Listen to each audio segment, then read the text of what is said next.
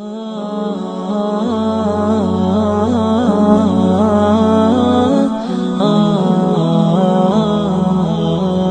first of those areas is worship.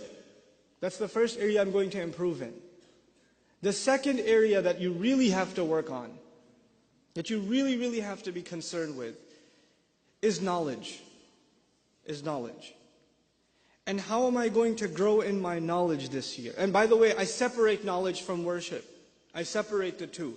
Because some people focus so much on knowledge and their worship is terrible. They don't worship. They think their knowledge is compensating them for it.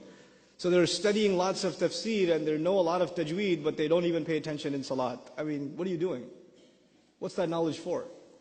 I'm mentioning these things in priority. First thing was worship. The second thing is knowledge. And I don't mean become a alim and get a degree in sharia. Those of you that want to do that, congratulations. I'm talking to everybody here. Not everybody here is going to be a mufti or a alim or whatever. But you have to be educated Muslims.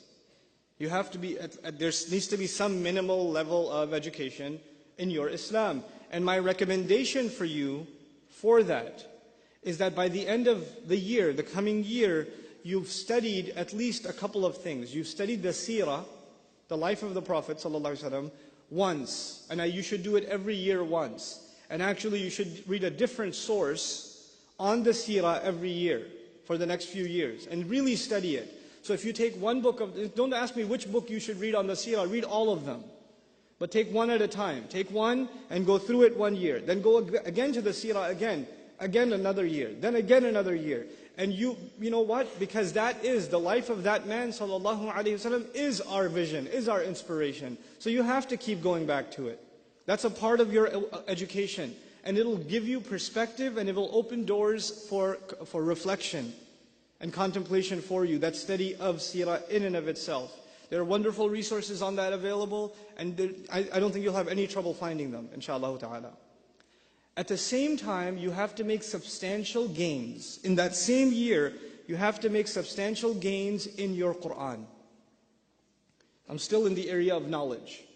First area was worship, second area is knowledge, right? In this knowledge, you have to make some substantial gains in your Qur'an, which, let's just say you decided this year you're going to try to memorize, I don't know, Surah Al-Kahf, let's just say. So you set a goal. For this year, I'm going to memorize Surah Al-Kahf.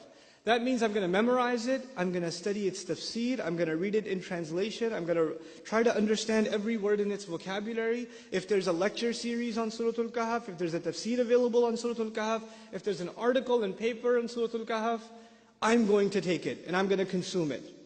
This is Surah Al-Kahf year for me. Next year might be Surah Al-Rahman year.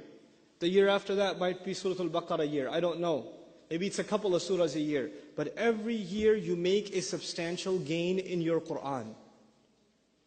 Tangible. Don't just say, I'm going to study the Qur'an. Don't do that. And don't just pick random passages. Take a surah, take a couple of surahs and focus. My biggest criticism of Muslim youth today is we don't have focus. Focus on one thing. Get it right. At least you can look back and say, Alhamdulillah, this year I accomplished 1 more surah, 2 more surahs, 3 more surahs, something. And when you study a surah, you don't just learn its meanings. A student came up and asked me, what's more important, you think, understanding the Qur'an or memorizing it? And I said, how do you think that those two things are separate? Why do you think that?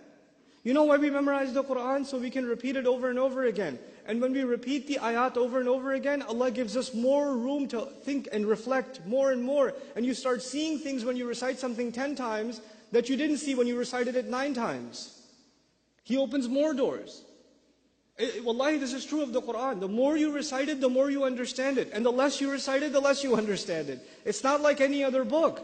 And memorizing it is a fundamental piece of understanding it. It is a fundamental of understanding it. So the surah you're going to study and understand better be the surah you're memorizing. Those two things go hand in hand. So I talked about seerah and I talked about Qur'an.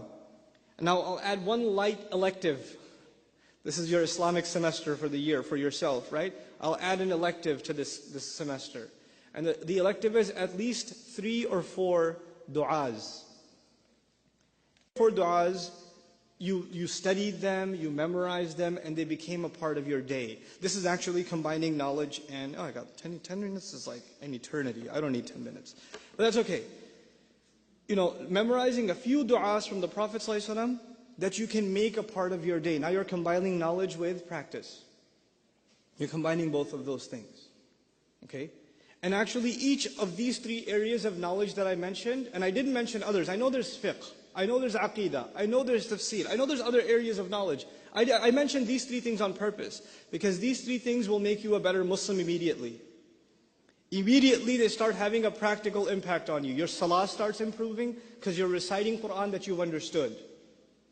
Your love of the Prophet ﷺ is increasing because you're learning about his life every year. So every time you send salawat upon him, it's deeper. Those salawat are deeper felt.